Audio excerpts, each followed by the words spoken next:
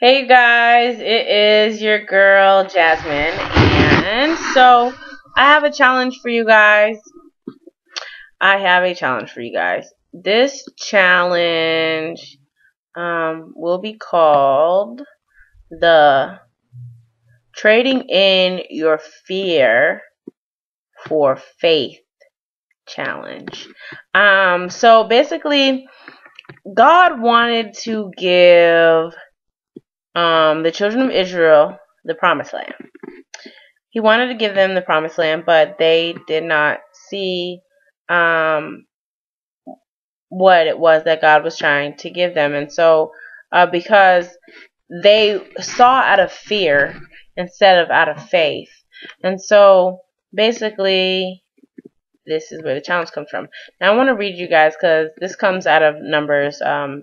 You can go look at Numbers 13 and 14. It talks about how they went into spy out the land, and when they went to go spy out the land, they didn't come back with a good report. I wrote about how they came back with a bad report and had to end up in the wilderness. And so basically it says right here in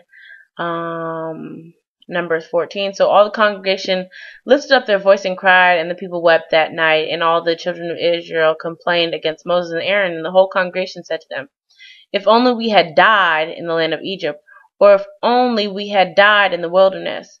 Why has the Lord brought us to a land to fall by the sword, that our wives and our children should become victims? Would it not be better for us to return to Egypt?" So here they are. They wanted to return back to bondage, but God doesn't want them to return back to bondage, and He doesn't want us to be going in circles, wandering in the wilderness for so long. He wants to give us our promise, but they couldn't see that, even though, when God goes to give us our promise, things are going to be better than they were.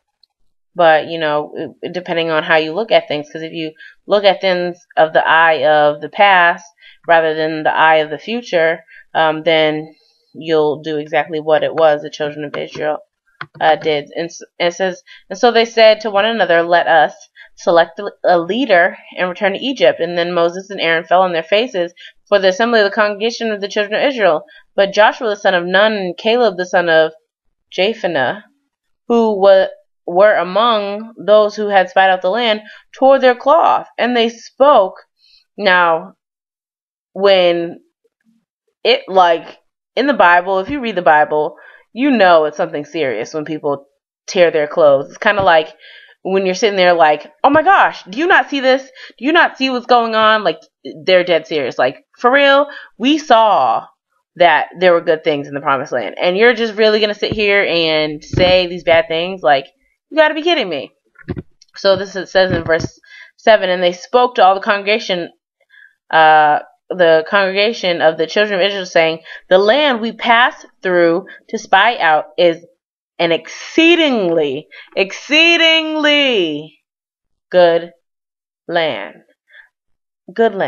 And if the Lord delights in us, He will bring us into the land which is flowing with milk and honey.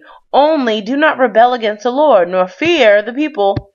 Fear the people in the land, "for they are our bread, and their protection has departed from them, and the Lord is with us. Do not fear them." Now hear that. Do not fear them. So where God is taking you, do not fear. If God is taking you towards your promise, do not fear.